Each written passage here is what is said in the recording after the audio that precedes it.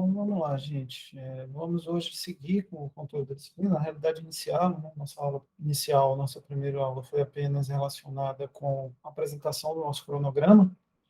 E hoje a gente vai falar aqui na aula sobre os conceitos fundamentais relacionados aí com a disciplina. A gente vai rever alguns aspectos importantes, elaboração e consolidação de conhecimentos anteriores aqui para a nossa disciplina.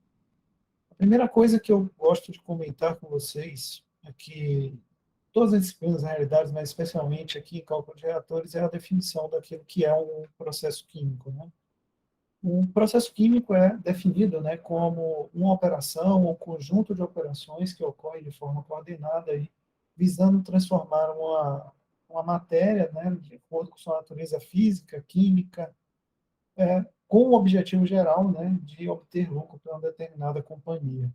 Dentro dos processamentos químicos mais comuns para aplicação dentro da indústria química, né, para um profissional de engenharia química, a gente pode citar as indústrias metalúrgicas, a farmacêutica e a petroquímica.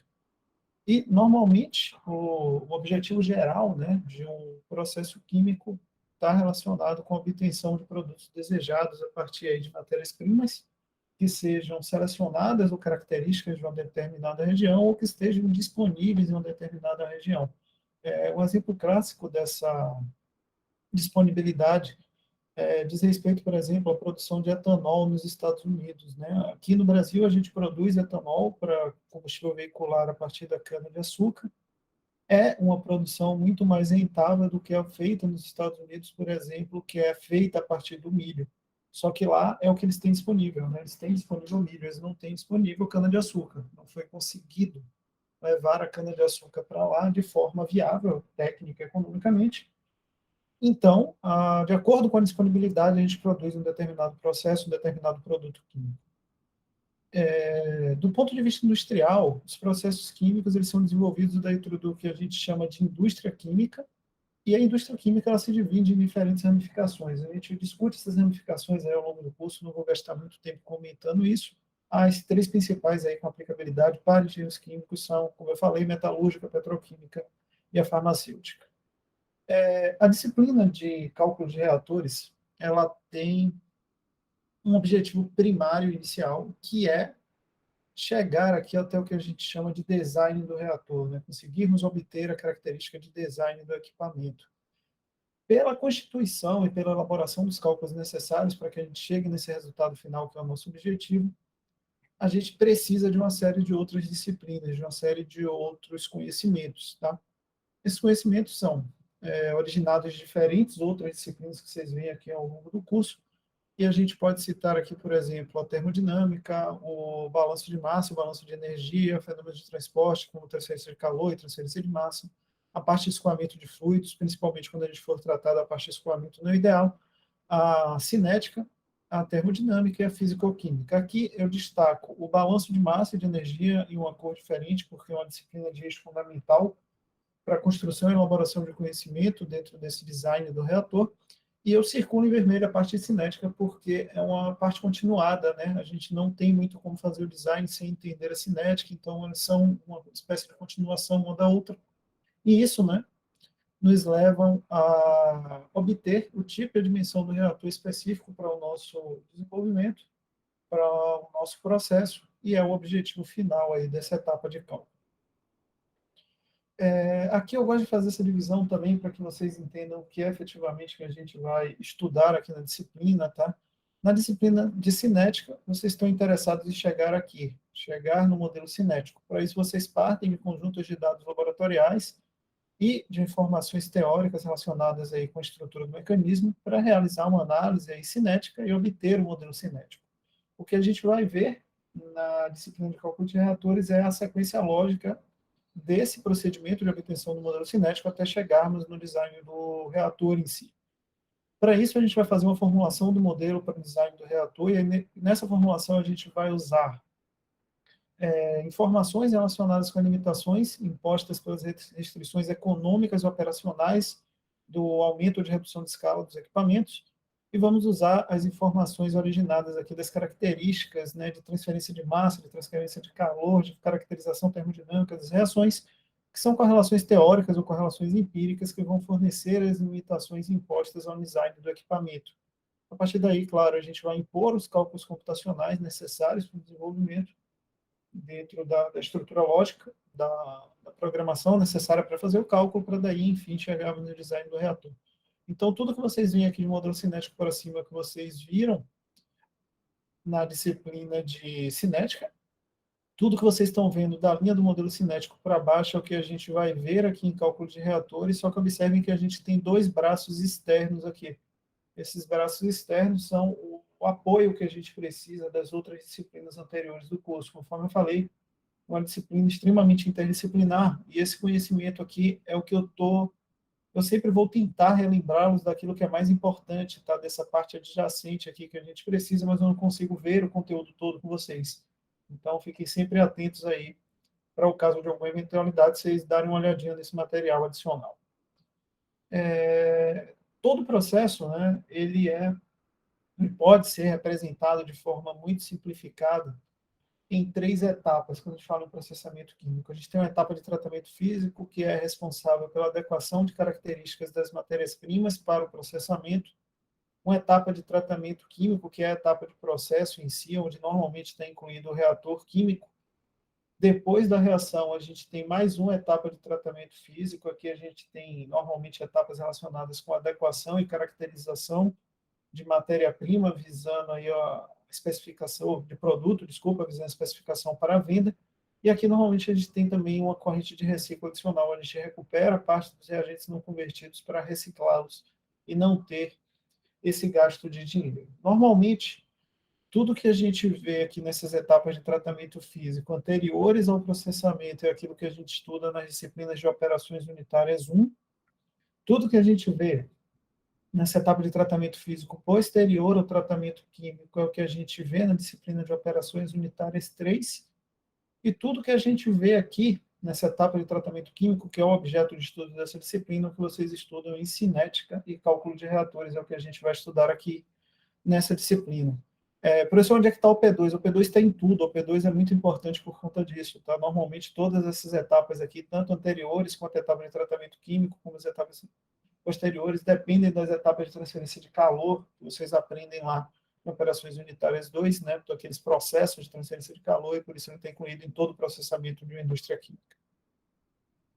Como falei, nosso objetivo é estudar aqui a etapa de tratamento químico, né, o Fogler é um autor, como eu falei para vocês, bom, mas ele é um pouco melodramático, ele gosta de dizer que a etapa de tratamento químico é o coração dos processos químicos, né? Que o reator é o coração de uma planta química. Ele não deixa de ter sua razão, porque normalmente é esse equipamento que define se uma planta química vai ter sucesso ou fracasso econômico ao longo de sua operação. Então, estejam sempre atentos a isso.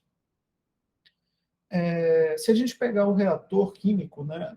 Ele é definido, claro, como o principal equipamento ou fase de um processamento químico, porque o objetivo geral dele é muito simples, ele vai transformar as matérias-primas ou reagentes em produtos por meio de uma modificação físico-química das partículas envolvidas aqui na reação.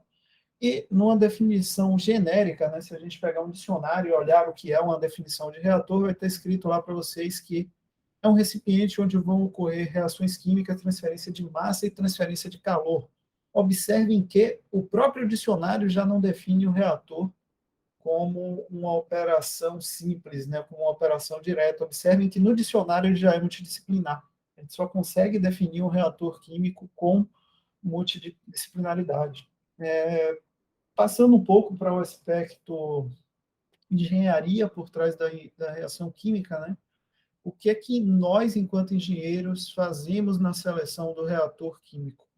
O nosso papel aqui na disciplina é muito simples, tá? O que eu quero apresentar para vocês, basicamente, é que vocês conheçam, né? Isso a gente até vê lá no objetivo que a gente conversou na aula passada. Eu quero que vocês saiam daqui sendo capazes de discernir e dizer qual tipo de reator vocês precisam usar para um determinado processamento. Por exemplo, para um determinado processo, eu preciso trabalhar ele de forma batelada, de forma contínua, né? Essa é uma das informações que a gente vai obter aqui. E a outra é a dimensão do nosso reator, ou seja, qual o volume necessário que esse reator precisa ter para eu obter uma determinada quantidade de produto, para que eu tenha uma determinada taxa de reação. Então, essas são as duas informações aí mais relevantes e mais necessárias para o entendimento. É isso que a gente vai estudar aqui a fundo nessa disciplina específica de cálculo de reatores químicos. Todas as outras informações que aparecem aqui continuam sendo extremamente relevantes, mas boa parte delas vocês vão ver e aprender em outras disciplinas ao longo do curso, e não aqui em cálculo de reator especificamente falando, tá? Por exemplo, vocês vão ver muito relacionado a modo e condições de operação, e isso está relacionado, por exemplo, com a estabilidade de fases do seu reator. É um conhecimento prévio com o qual vocês veem muita coisa relacionada, por exemplo, com a disciplina de termodinâmica 2, onde vocês vão entender se uma determinada fase, dentro daquela condição de temperatura e pressão, né, daquela mistura reacional, vai ocorrer em estado líquido, em estado vapor, ou em equilíbrio, né, líquido-vapor. Então, apesar de precisarmos do conhecimento, não é um conhecimento diretamente adquirido aqui na disciplina. E por conta disso, eu não estou grifando ele em vermelho. O mesmo acontece, por exemplo, com a natureza das espécies químicas envolvidas na transformação.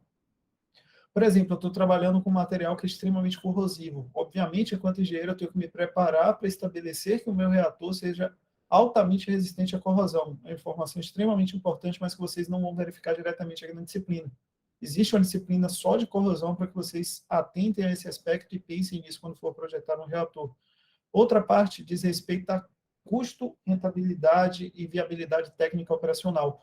Né? Isso diz respeito, por exemplo, aos custos dos produtos. Vai ser rentável eu vender esse produto? O preço de venda supera o custo operacional de produção? Parece muito simples, gente, imaginar que isso aqui será rentável para todo produto, mas na realidade não é. A gente tem exemplos, por exemplo, o governo brasileiro estabeleceu a obrigatoriedade de inclusão de biodiesel no diesel, e o biodiesel é um produto não rentável, que tem que ser produzido por decreto, né? A gente tem uma lei que exige que ele seja produzido, muito embora o litro dele seja absurdamente mais caro do que um litro de diesel convencional, né? Então, os custos associados à produção muitas vezes não são rentáveis dentro do aspecto técnico operacional, mas algum projeto de lei, alguma outra condição viabiliza e rentabiliza essa produção. Então, é interessante observar isso, especialmente atualmente, onde a gente tem crédito de carbono envolvido com o processo produtivo. Outras partes que vocês têm que sempre ter em mente, capital e mão de obra, né? Aquele aparato necessário para a produção. Isso aqui também parece que sempre vai ter mão de obra disponível, mas isso não é bem verdade, tá? Normalmente as plantas químicas, elas se instalam em regiões mais distantes por conta de isenções fiscais. Cidades de menor porte têm muito interesse em levar plantas, né, indústrias para a sua região, para tentar aumentar o fluxo de pessoas na cidade e assim rentabilizar a cidade de alguma forma. Eu tive curiosamente, quando eu fazia minha graduação, eu acompanhei uma instalação de uma planta da Perdigão em uma cidade próxima da cidade onde eu estudava. Eu estudava em Feira de Santana, na Bahia, e eu morava em uma cidade próxima à Feira de Santana, que era São Gonçalo dos Campos. Essa cidade tem aproximadamente 9 a 10 mil habitantes, é uma cidade bem pequena, e a Perdigão foi se instalar exatamente em São Gonçalo dos Campos, porque era muito mais barato o terreno lá. O prefeito deu uma isenção fiscal muito boa para eles, porque queria a indústria lá. O que é que ocorreu de problema? A cidade de 10 mil habitantes tinha um índice de idosos muito alto, que eles não observaram antes da instalação, de forma que a cidade não era capaz de suprir toda a demanda que a indústria tinha para a sua operacionalização. A indústria foi planejada já para ser operacional durante o turno completo, né, operando em 24 horas, 7 dias por semana, e ela teve que passar aí ao redor de 3 anos tentando capitalizar pessoas para conseguir operar nesses 3 turnos, né, que normalmente são empregados aí na indústria, porque não tinha gente para trabalhar, a planta tinha que fechar, embora tivesse todo o aparato físico para operar 24 horas. Isso é um prejuízo absurdo para uma empresa, basicamente porque não tinha mão de obra. As pessoas que estavam presentes na cidade não tinham as condições mínimas necessárias para trabalhar lá. Então, é uma questão que parece muito simples, mas não é tão simples e tão trivial assim quando a gente pensa na instalação de uma planta, e que vocês normalmente discutem isso lá na disciplina de projetos. Existem outras questões, necessidades de segurança relacionadas com os riscos operacionais. Isso aqui existe legislação específica, assim como existe legislação específica para controle de poluição. A parte de economia de energia com a parte de integração energética, que é um dos polos de maior interação e empregabilidade hoje para engenheiros químicos, né? A parte de desenvolvimento de processos integrados que economizem e estabeleçam rotas para minimização de gastos energéticos e, obviamente, o objetivo central de todo processamento é obter o lucro máximo dentro da característica de produção e dentro da característica do processo. O chefe quer ganhar dinheiro e quer ficar feliz. Então, é o objetivo geral de toda planta química, sem nenhum adendo aí. Lá na parte do vídeo, e eu deixo esse vídeo aqui passando, tá? É um vídeo relacionado com um acidente que aconteceu no ano de 1989, na planta de Pasadena, na Califórnia. Talvez o acidente uma indústria química com maior proporção que a gente tem a notícia. É um acidente que levou à morte aí de 23 pessoas e deixou 314 outras pessoas feridas ou gravemente feridas, com muitas delas com sequelas. Isso aqui basicamente aconteceu por conta de um erro operacional no equipamento do controle do reator. À época desse processamento, as plantas não eram completamente integradas computacionalmente. E um operador lá não tão experiente, segundo relatos, ficou responsável pela válvula de controle de fluxo de fluido refrigerante do reator na manhã do acidente. A Luana perguntou aqui se a gente vê reator nuclear nessa disciplina de mencionar e tal. Infelizmente, não, Luana.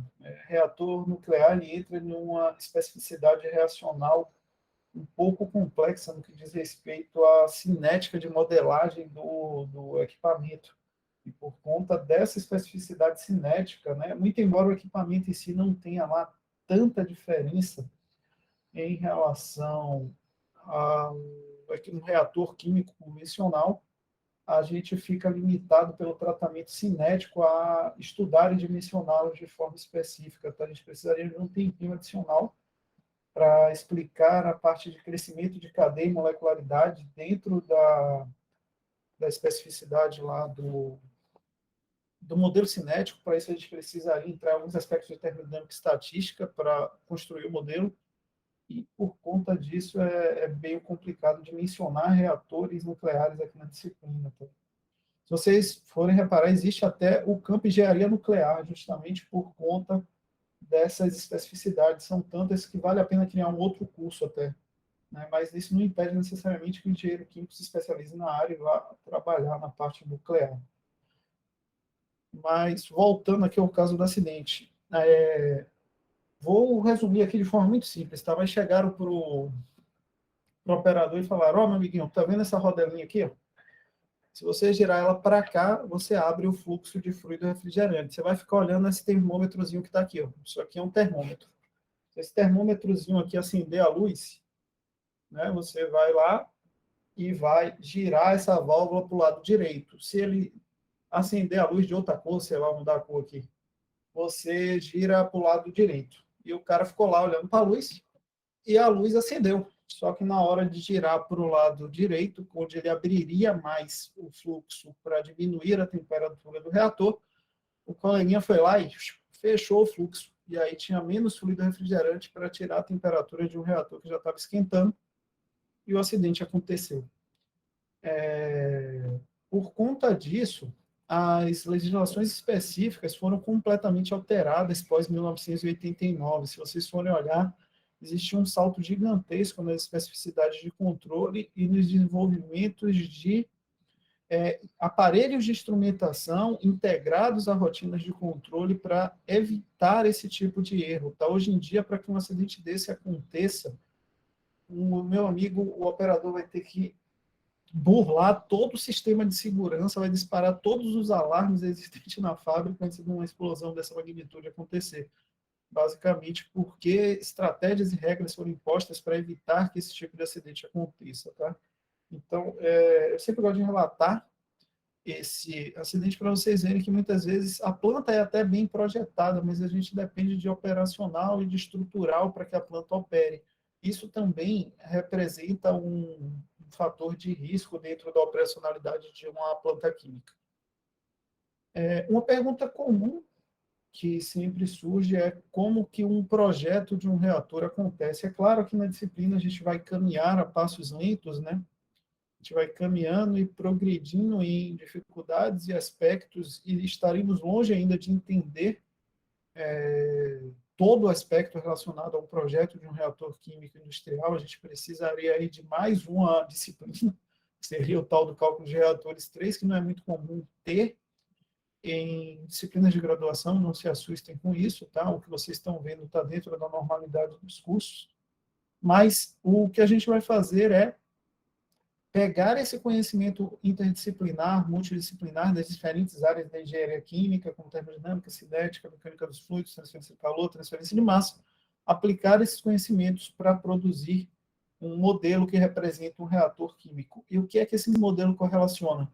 Ele basicamente é um modelo de correlação entre entradas e saídas, tá? A gente tem um equipamento que é o reator químico, a gente quer alguma equação matemática que descreva e possibilite a estruturação de cálculo entre o que acontece na entrada e o que acontece na saída de um equipamento, de um reator. Então, aqui a gente vai ter relações matemáticas que dependem basicamente de dois fatores, que os fatores são esses. O primeiro é o modo de contato, ou seja, uma representação direta de como os materiais químicos presentes aqui dentro do equipamento interagem entre si, se eles têm tendência de se misturar, de se agregar, de não se agregar, tá? Então, isso aqui é muito mais uma informação relacionada diretamente com a característica química dos materiais que já estão presentes no interior do reator do que com a estrutura físico-química do próprio reator.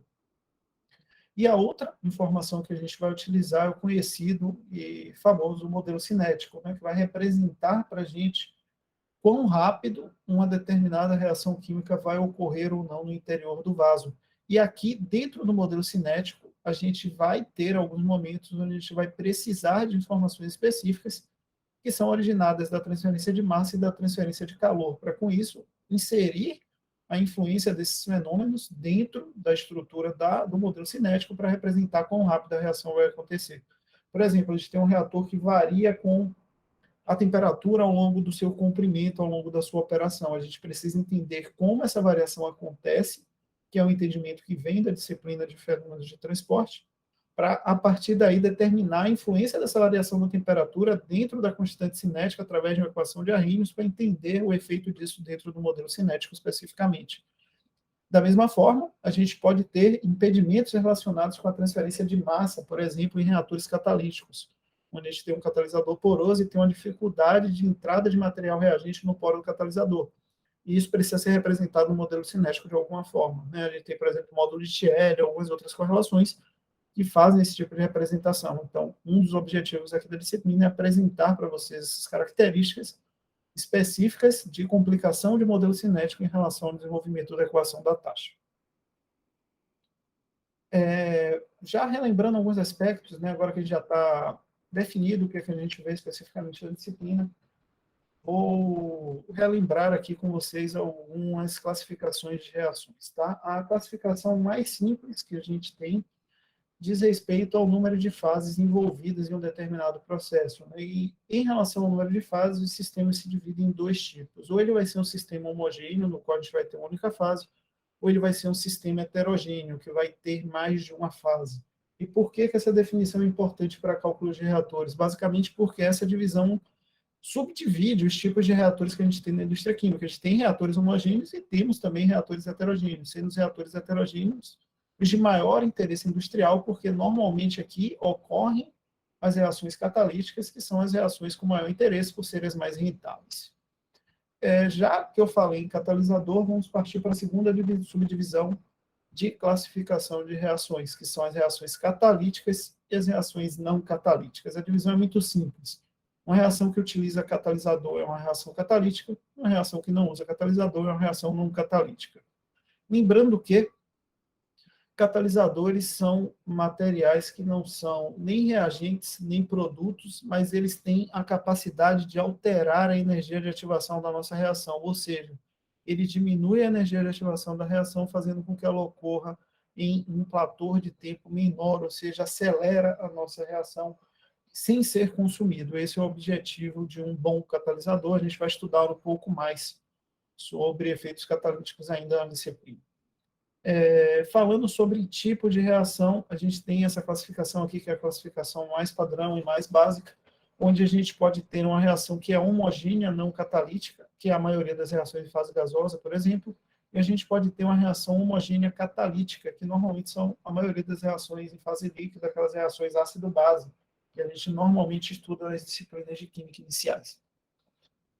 Por fim, chegamos nas reações heterogêneas, que podem ser heterogêneas não catalíticas. Normalmente, elas são não catalíticas quando elas são extremamente rápidas.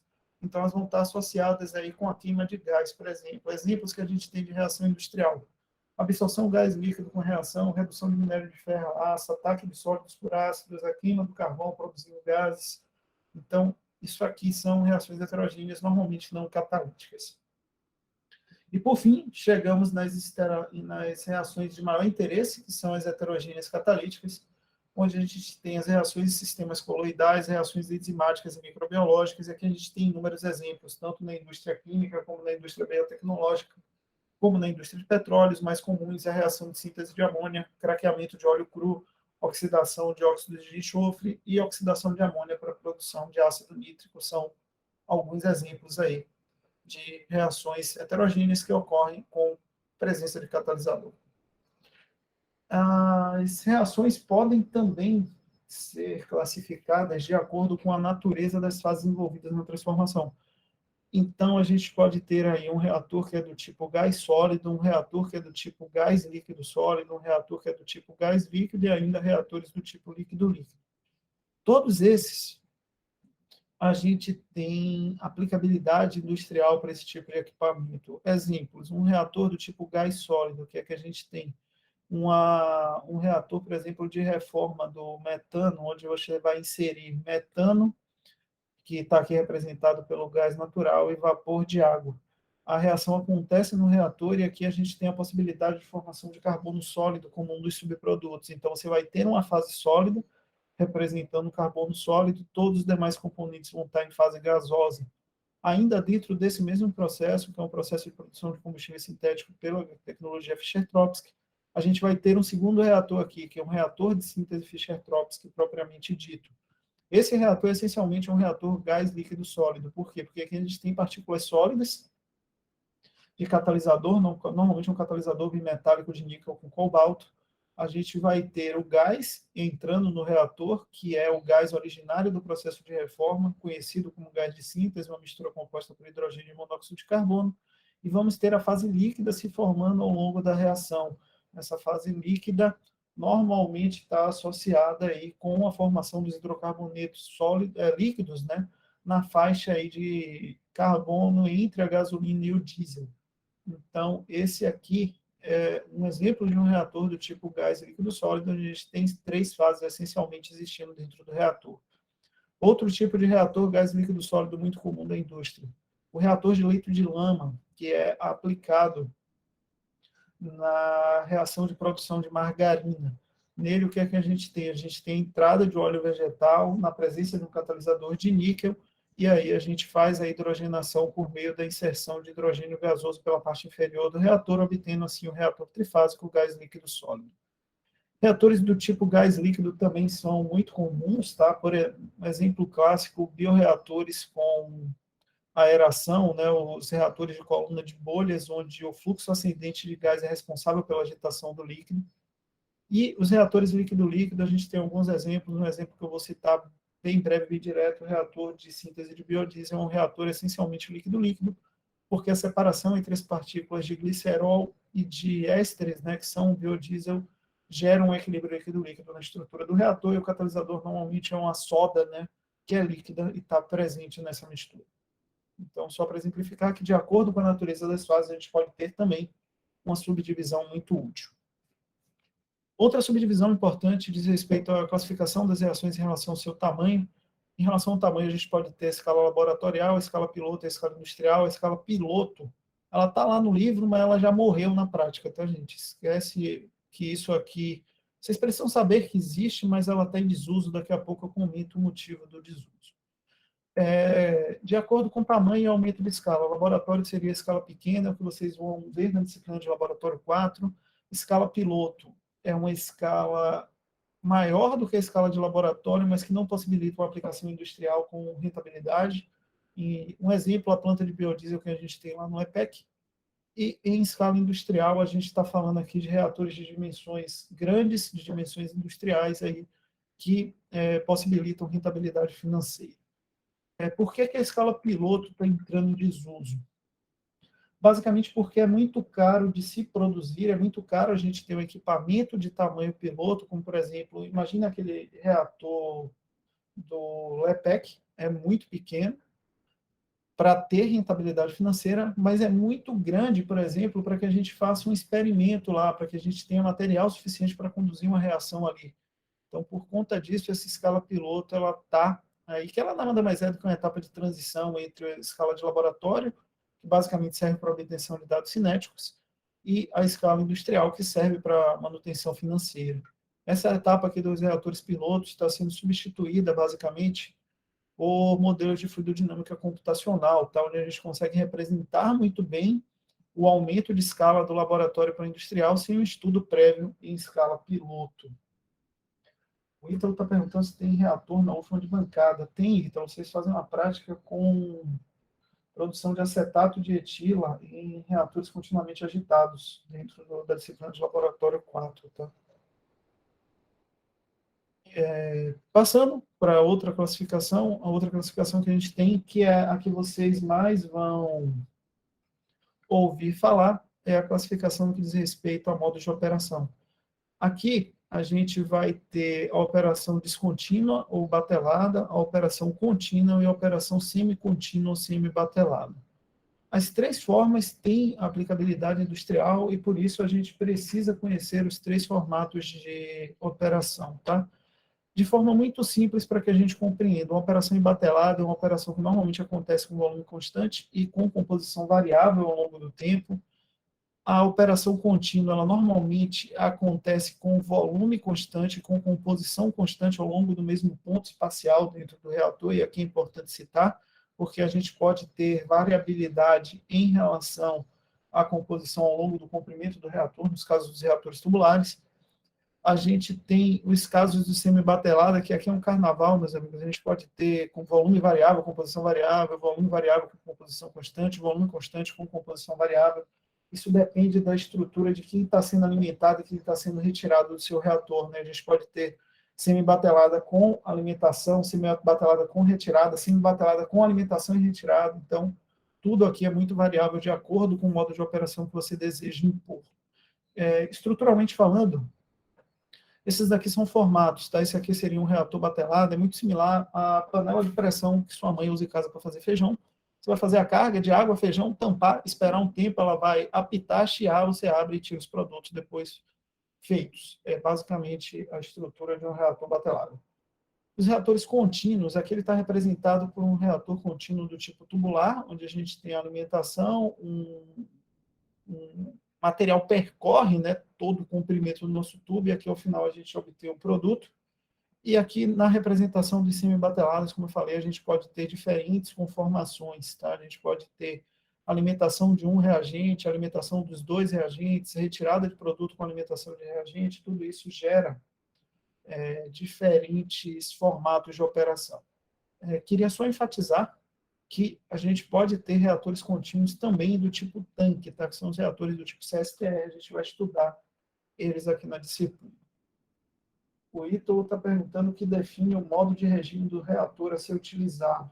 O projeto do engenheiro, Ítalo. Você, enquanto engenheiro químico, vai entender e compreender um determinado equipamento como sendo mais interessante para o seu modo de operação. Por exemplo, falando de um reator batelada, ele gera uma descontinuidade ao longo do seu processo. Por quê? Porque você vai fazer a alimentação aqui e você vai ter que esperar o tempo de reação para obter o produto e, a partir daqui, levar esse produto para aquelas etapas de processamento físico-químico posteriores, como, por exemplo, a destilação, para obter o produto final ali purificado para venda. No reator contínuo, você não tem essa descontinuidade. Por quê? Porque a alimentação e a produção de produto ocorrem de forma continuada aqui e constante, né? Você não tem um ponto de ruptura de processo, um ponto de parada de processo. Então, qual é o mais interessante? Depende. Por quê? Porque aqui você consegue estabelecer um controle muito melhor e muito mais específico. Para uma reação de grande variabilidade operacional, como, por exemplo, processos de fermentação, esse cara aqui é muito mais interessante. Você consegue estabelecer rotinas de controle muito mais precisas aqui do que aqui. Mas aqui você tem uma rentabilidade financeira normalmente maior associada por conta da não parada de processo. Então, quem vai definir depende do processo, depende da característica daquilo que você está trabalhando. A gente vai discutir isso ao longo da disciplina aí com mais detalhes, tá? Passando para a última definição que a gente vai ver na aula de hoje, que diz respeito à forma do reator, a gente tem basicamente duas formas só, gente. Ou ele vai ser do tipo tanque, ou ele vai ser do tipo tubular. E tem os tipos esquisitos, né? Que são tipos aí que não têm uma proposição muito específica, mas que também não possuem lá grande aplicabilidade industrial. Então, ele vai ser um tanque com essa estrutura de sistema de agitação aqui dado por um interruptor e sistema de chicanas, ou ele vai ser um tubo que vai passar o fluido ao longo desse tubo. Tá? A gente não tem grandes variabilidades em relação a isso. Então, galerinha, pela aula de hoje era isso, tá? Eu sempre vou tentar manter esse padrão de gravar essas aulas síncronas da gente, também disponibilizá-las para vocês. Isso visa termos aí um material adicional, tá? Porque às vezes surgem algumas dúvidas que podem servir aí para vocês ao longo da disciplina, tá? Vou interromper a gravação agora.